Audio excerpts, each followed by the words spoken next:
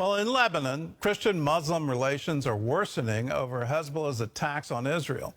Recently, a well-known Christian politician who publicly opposed the terror group was murdered.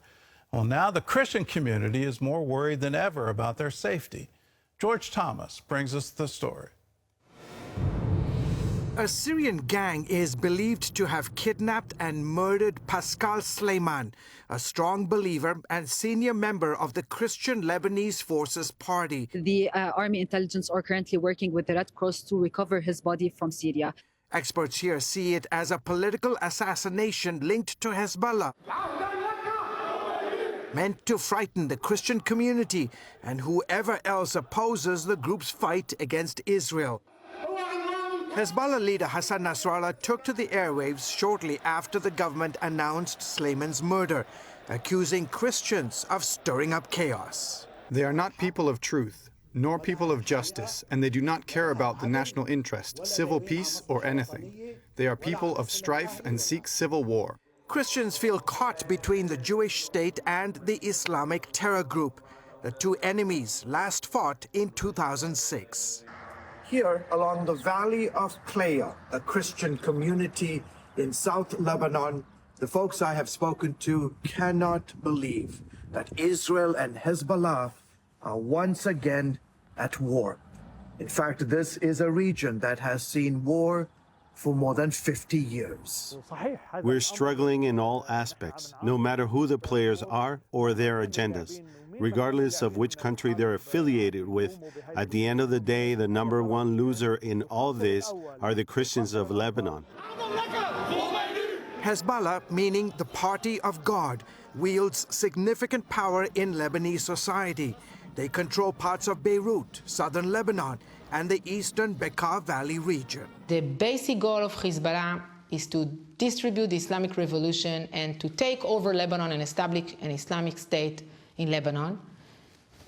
War against Israel serves this goal. When you look at this map and you look at Hezbollah today, what keeps you up at night? Everything. Former IDF intelligence officer Sarit Zahavi is a leading expert on Hezbollah. She says even though Lebanon has the Middle East's largest proportion of Christians at roughly 30%, Muslims dominate the landscape, with the Shia wielding the greatest influence. Hezbollah is Shia, and their power runs deep throughout Lebanon's political structure, including the military. Half of the combat soldiers in the Lebanese army are Muslim Shiites. They're not going to clash with their brothers in Hezbollah.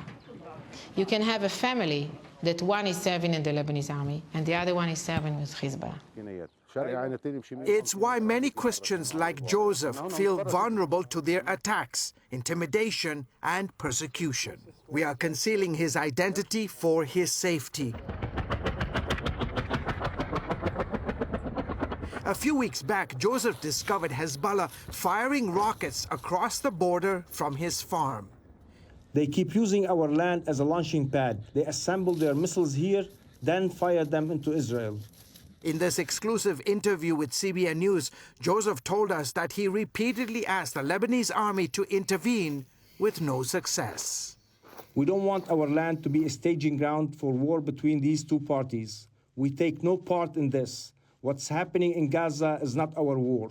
Oklahoma Senator James Lankford sits on the Senate's Select Intelligence Committee. During a recent visit to Israel, he told CBN News the Lebanese government and army have failed to stop Hezbollah from weaponizing the South. They have over 100,000 missiles that are pointed at Israel right now towards peaceful areas, towards civilian areas. So Israelis live under the constant threat that at any point Iran could say go, and Hezbollah will begin firing missiles in from an area where there's not supposed to be any weapon systems at all. UN Security Council Resolution 1701, which ended Hezbollah and Israel's last conflict in 2006, mandates that the Lebanese army, with the help of UN peacekeeping forces, is supposed to disarm the terror group, move its fighters north of the Litani River, and conduct joint patrols of the region. None of that has happened. the United States needs to continue to put pressure on the Lebanese government to be able to push them to say, what happens from Hezbollah is happening in Lebanon. You are responsible for what's happening in your own country, and allowing a separate military to be able to threaten Israel, and at the whole time to say, well, that's not our military, that's a different military, doesn't work. This incident sparked outrage among protesters who have begun destroying cars in the area. Sleiman's killing has sparked a flare-up of Christian-Muslim tensions here, leading to talks of possible civil war. Lebanese authorities have arrested 7 in connection with his murder. The Lebanese army's main mission is to prevent a civil war. And Hezbollah made it very, very clear that anybody will try to a little bit damage its power in Lebanon, it may deteriorate into a civil war. George Thomas, CBN News, reporting from Jerusalem and South Lebanon. Well, it just shows the utter failure of the UN here and their supposed mediation of peace and creating a ceasefire zone, a weapons-free zone. It hasn't happened at all. And the reason is the ideology that they firmly believe in the Muslim community in Lebanon. And this is in the Muslim community in Iran. This is in the Muslim community in Gaza, the Muslim community in the West Bank. That is their religious duty to wipe Israel off the map. Until we combat that ideology, that is fundamentally wrong, we're not going to see peace in the Middle East. It's going to continue to morph, and whether it's in Lebanon or in Syria or in Iran or in the West Bank, it's going to continue to grow and flourish, that you can have a whole series of war wins. You can win every single battle, but not win the peace. And the reason is the ideology.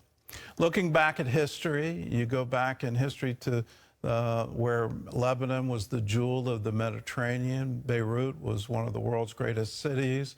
They absolutely flourished. And then the PLO moved in the early 1970s. Civil war happened after that. That radicalization that we have to mobilize to wipe Israel off the map, all of that happened then. Can we go back to the previous time? The answer is yes, but you don't go back. You go forward into a new thinking that we can live at peace with Israel.